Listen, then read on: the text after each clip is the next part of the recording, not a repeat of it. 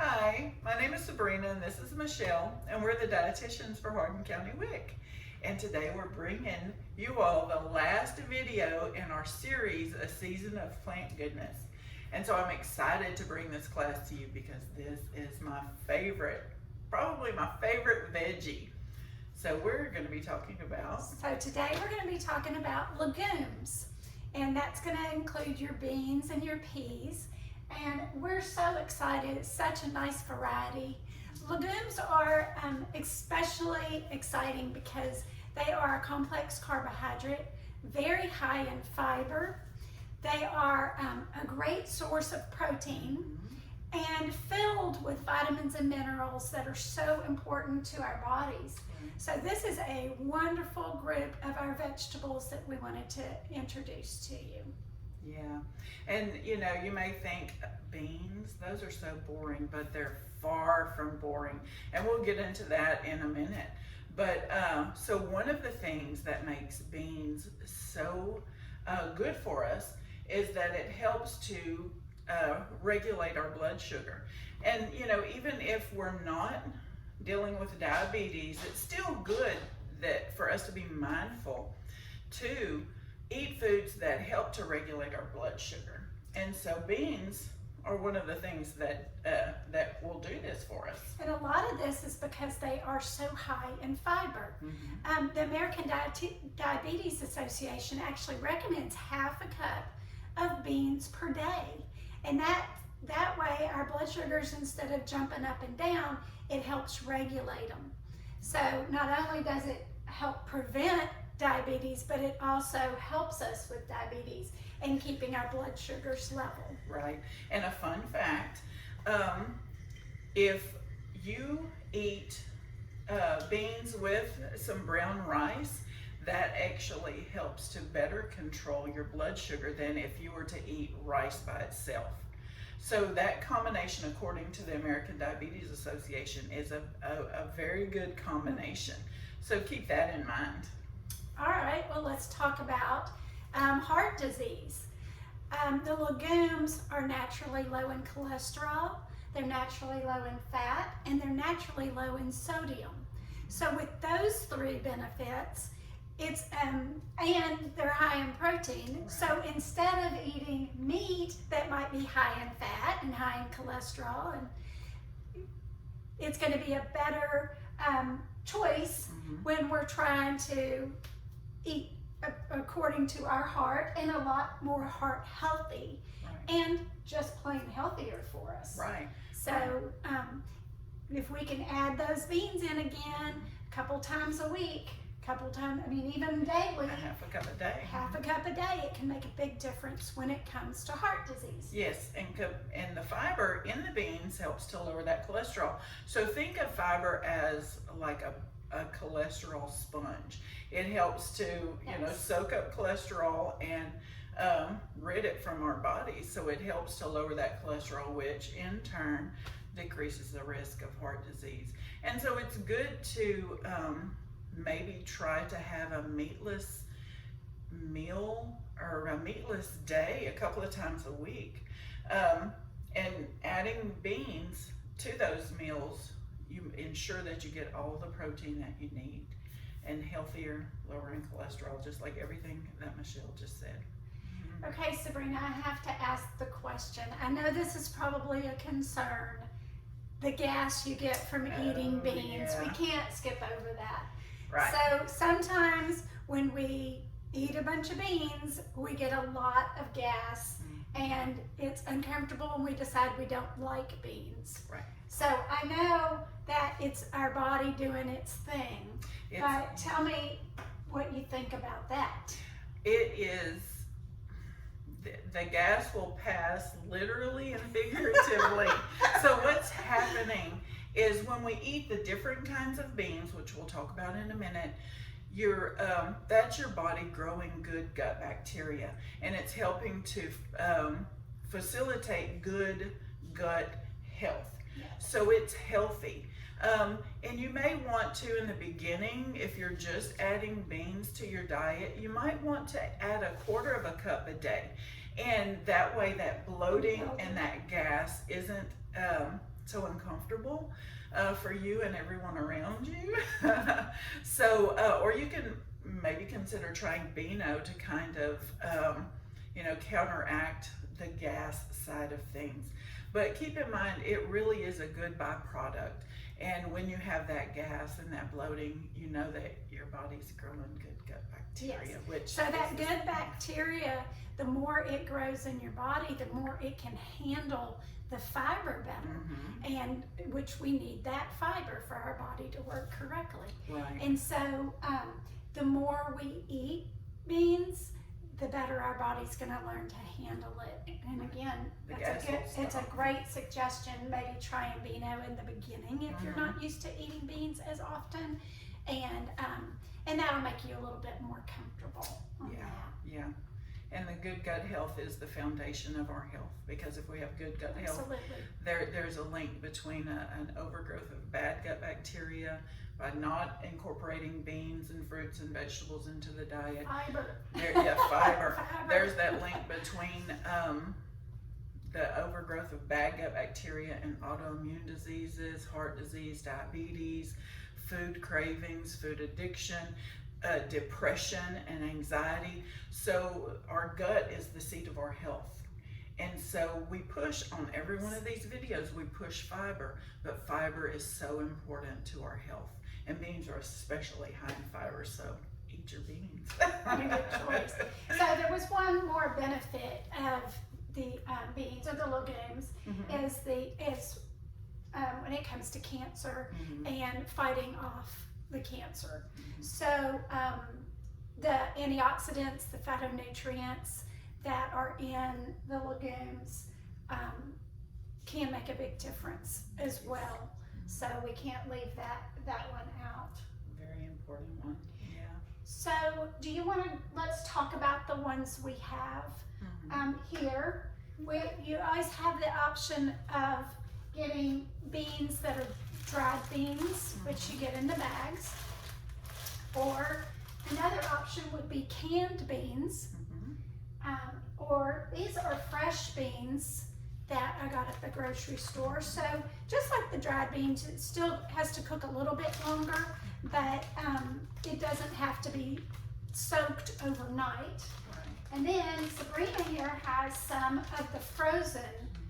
We got some of the frozen edamame. So beans can come in all different ways, and depending on the time you have to cook them, I'm just gonna run through on your dried beans. Like I said, they need to be soaked for a while. You can rinse your beans off, put them in some water, boil it at night, and then just put the lid on it and let it soak overnight. As long as it has plenty of water, it'll soak that water up, and then it will rehydrate these beans. So in the morning, you can pour that water off, and it'll be a little bit less gassy, so they say, if you pour that water off and cook it in some fresh water.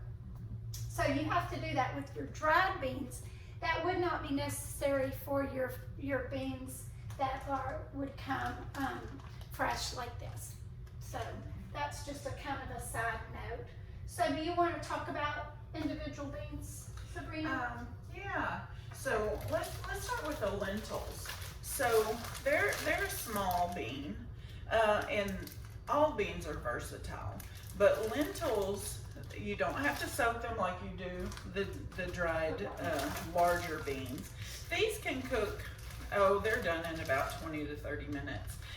And I use lentils. I have used lentils to make meatloaf. I make a lentil meatloaf, which is delicious. It tastes just like ground meat. I have used lentils in my spaghetti sauce in place of ground meat, so that lowers the fat, that lowers the cholesterol, that lowers the sodium, provided and I'm mindful of the salt that I add while cooking. But I also, lentils are good over quinoa, which is an ancient grain that it is high in protein as well. So I'll just look that up or message us and ask us about quinoa. We'll tell you all about it. But the combination of lentils and quinoa boosts the fiber, boosts the protein. Just a really good combination. But like I said, lentils are so versatile, and a lot of times they're used in vegan diets or meatless diets as a ground meat replacement. And I want to, we'll talk about the soybeans in a minute. The green peas, again, you don't have to soak them. You can, They're just small enough that Yeah. you don't have to do that. The peas often do split pea soup. So good. That's one of my favorite, the split pea soup. yeah. And it takes probably about an hour on that of pulling your little green peas, and then when you stir it up, it kind of blends in and thickens, so it's wonderful. And then we have the red beans. These are the ones that you would have to soak, and the instructions are on the back too for you. So these are the, you know, the Cajun beans and rice. These are those beans. Red beans and rice. I don't eat meat. I know some of y'all know that, some of y'all don't, but if you don't, you do now. I like to make these beans, and because I don't add bacon or anything like that to it, I add just a tad bit of liquid smoke, so it gives it that smoky flavor.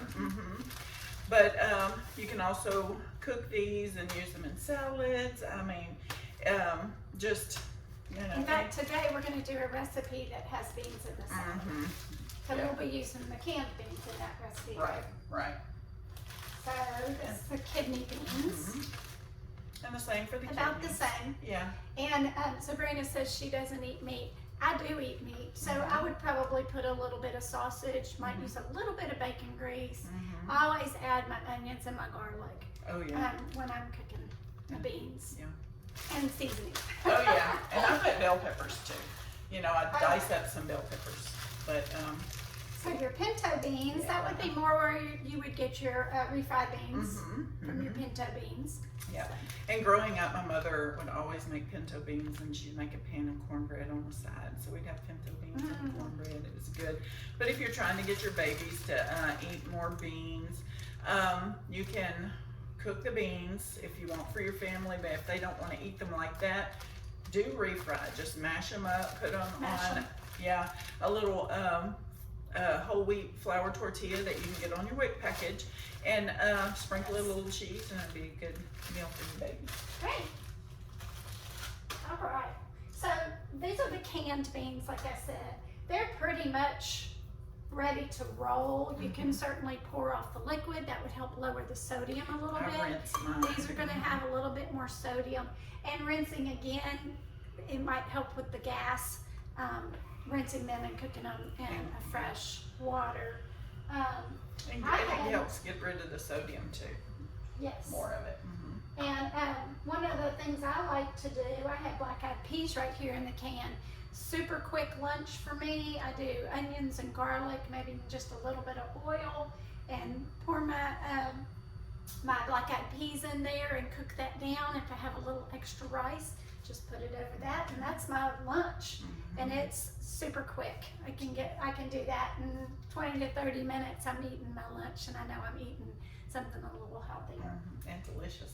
And delicious, yes. And in one of our recipes, we're going to use the black beans, and then we also have some garbanzo beans. Chickpeas, that's a chickpea. Yeah, they're also known as chickpeas.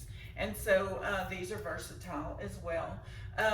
I use these in it's a chickpea salad sandwich. So it's kind of like a tuna salad sandwich, but I use chickpeas in there, and so I mash them up and add all my ingredients. And FYI, I had a meat eating friend try this, and she was very surprised. She said she asked if there was tuna in there. I was like, no ma'am, it's only chickpeas. But she ate it right up. So these are another versatile veggie. We're going to use this in a recipe in a little bit. That is just a good crunchy snack for you and the kids. And so chickpeas are also used in hummus. When you see all the hummus in the grocery stores, or if you ever wanted to make hummus or like hummus, that's what they use. They use the chickpeas and they blend it with onions and garlic and a little lemon juice and a little tahini, which Yes. that's a sesame seed paste. You can find it in the store with peanut butter normally. Yeah. That So, section. just so you know, that's where that comes from. All right, so what else do we have with these? What was that one? That was a baby lima, Yeah. and this one was purple whole peas. So again, these are just different varieties of peas that you can grab. Yeah. Just put your seasonings. I love to keep these in the refrigerator, in the freezer, excuse me, they come in the freezer section. And I love to keep them and just pour out how much I want for my little lunch and cook those on up with a little chicken broth, and it's wonderful. Yeah, very good, very good. So now our Edamame, which is also known as soybeans. And so there is a lot of misinformation about soy. Oh, soy is bad for me. You hear soy is bad, and you hear soy is good because, you might hear that it's bad because of the estrogens in it. Well, it contains phytoestrogens, and studies show that eating soy regularly for ladies when they're older and they're going through menopause, it can help minimize hot flashes. It also helps to decrease the risk of breast cancer, and they're just very versatile. Again, you can put them in salads, but just overall a good healthy bean to add. It's used in tofu. I know tofu gets a bad rap. You can get that on your WIC package, but you can use tofu to make so many different things. But these these are in the pod. So to steam these, and you can just eat them from the pod. You don't eat the outer, but they're just a good little snack. You just pull them out of the pod with your teeth. And this one in particular, this one is a steam fresh one, so it's just steamed in the microwave, and then it's ready to roll for you to just kind of pop those out. And they do have good flavor. They really do. Sometimes Delicious. you add just a little bit of salt on top, but you don't have to. Most of them have salt in them, so just be aware of that. Yeah, be mindful of the sodium. But these are just a handful of the beans that are available. All kinds of beans. Yeah, very versatile. You can use them as a meat replacement. You can use them as snacks. You can use them as meal. Just tons and tons of different ways. Help you to regulate your blood sugar, help to lower your cholesterol, help to give you good gut health, good heart health. Help to give you your protein instead of meat sometimes. That's it. Gives us an option. So really strive for at least a quarter cup to a half a cup of beans a day, and that will just help to greatly improve your health. Great. Okay, well, let's cook a couple recipes for it. One recipe that we're doing is the salad, the bean salad. It's an easy black bean and corn salad, and it's wonderful. delicious. It really is a delicious salad. And then the other recipe we were doing was roasted chickpeas. Roasting chickpeas, and I've never seen that, so we're going to let Sabrina do that one for us. And they're crunchy, cholesterol-free, delicious. So is that a snack or is that a meal? Snack. It's a snack. snack. It's a snack. Great. So, and the black bean and corn salad, I've used that as a side, but I've also eaten it as a meal because it's just delicious. I love it. It is delicious. Yeah. I do recommend it. Really, try that one. Yeah. Okay, well, let's get cooking. All right. Our first recipe is the roasted chickpeas. We begin by rinsing the chickpeas, and we put them on a paper towel and dry them off.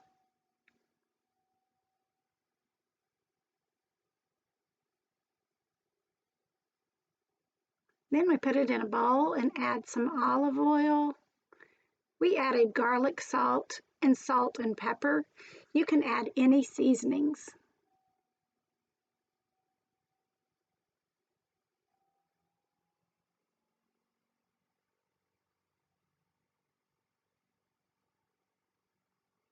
It's as easy as that. Then we put it into a pan.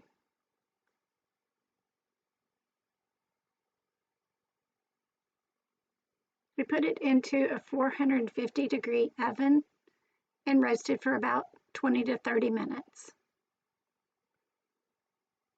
Sabrina took them out when they had browned just a little bit, where they were a little crunchy. It's a great recipe. The next recipe is the black bean corn salad.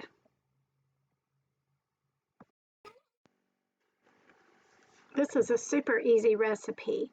We halved the recipe, so Sabrina used half the can of tomatoes, but normally it would be one whole can, and you just dump everything in a pretty bowl and mix it up.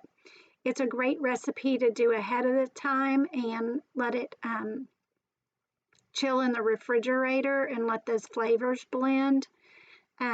We used corn with black beans, salt and pepper. We did the lemon juice and the balsamic vinegar. We did not put the cilantro in it this time, but it does make for a very pretty salad with the cilantro. Great recipe.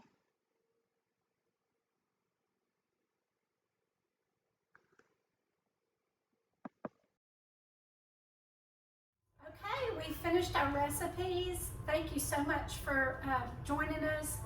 We've enjoyed these two. Just as a recap, you want to tell them about the salad? The black bean and corn salad, which is just so easy to do. Just throw your ingredients in the bowl and mix them up. And then we did the roasted chickpeas, which is super fun. I told Sabrina they're almost like a nut, you know, if you want a little snack, and you could really season them up and have a good snack that's high in protein for those of you that are watching those carbs also. Right, right, definitely. And Me don't forget and the mine fiber. Definitely. But these are another couple of recipes that promise to be a hit with you, your family, and your children. But we want to thank you all for joining us for our series of plant goodness videos. We've had a lot of fun making them, and it's almost sad that we're finished, but I'm sure we'll come up with other things to bring you in the future. But anyway, before once you finish this video, click in the link down below and to take your survey. Just follow the instructions and you'll receive your certificate by email, and that's what you're going to use to get your nutrition education credit for the clinic. Okay. Yes. Thank you so much. Thank you. Have a great day.